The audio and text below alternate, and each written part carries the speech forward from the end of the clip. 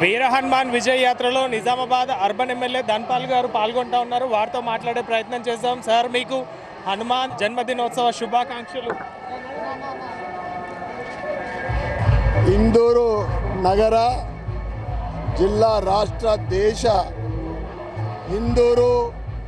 హిందూ సోదరమణులకు, యువకులకు, చిన్నారులకు, మీడియా మిత్రులకు అందరికీ హనుమాన్ జన్మదిన శుభాకాంక్షలు, శుభాభినందనలు.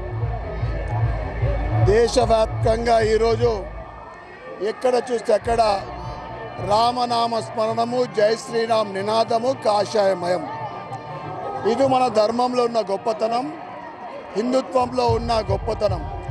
ప్రపంచంలో ఏ దేశంలో కూడా ఇటువంటి ఇంత పెద్ద ఎత్తున ర్యాలీలు, విజయయాత్రలు ఇక్కడ మనం చూడం. ముఖ్యంగా ప్రపంచంలోనే అతి పురాతన ధర్మం హిందూ ధర్మం.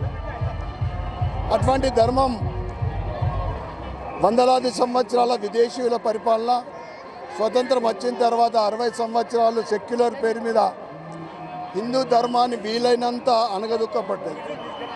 గత 11 సంవత్సరాలుగా వందల సంవత్సరాల అణచివేత ఒకవైపు అయితే, ఈ 11 సంవత్సరాల్లో దేశవ్యాప్తంగా పురాతన ఆలయాల పునర్నిర్మాణము, పురాతన ఆలయాల మళ్ళీ పునఃప్రతిష్ఠ జరుగుతుందో అంటే, మరి కుంభమేళలో 65 కోట్ల హిందువులు స్నానాలు చేసిరంటే మన ధర్మంలో ఉన్న గొప్పతనం.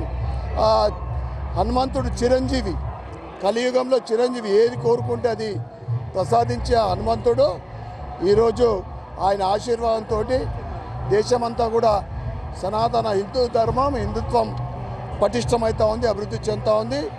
తెలంగాణలో కూడా హనుమంతుడి ఆశీర్వాదంతో హిందూ ధర్మం, సనాతన ధర్మం, తెలంగాణ కూడా కాషాయమయం కావాలని ఆయన జన్మదిన సందర్భంగా ఆయనకు కోరుకుంటూ మరి ఒక్కసారి ఈ హనుమాన్ జన్మదిన సందర్భంగా ప్రతి ఒక్కరికి శుభాకాంక్షలు, శుభాభినందనలు. హనుమంతుడి ఆశీర్వాదం అందరి మీద ఉండాలని కోరుకుంటా ఉన్నాను. మరి మీకు నగర ఎమ్మెల్యేగా ఎట్లా అనిపిస్తూ ఉంది? ఇంతమంది భక్తులు, లక్షలాది బంధువులు అందరూ కూడా ఏకమై ఈ ర్యాలీలో పాల్గొంటా ఉన్నారు. మీకు ఎట్లా అనిపిస్తూ ఉంది? చాలా ఆనందం, అద్భుతం, మహాద్భుతం. మాటలలో చెప్పరాని ఆనందం అది అందరము ఇటువంటి ర్యాలీలో ఉండడము, ప్రధానమంత్రి నరేంద్ర మోడీ గారి పరిపాలన చూడడం మేమంతా కూడా అదృష్టవంతులుగా భావిస్తాం. సార్, మరి అర్బన్ నియోజకవర్గ ప్రజలందరికీ హనుమాన్ జయంతి సందర్భంగా మీరు ఇచ్చే సందేశం ఏంటి?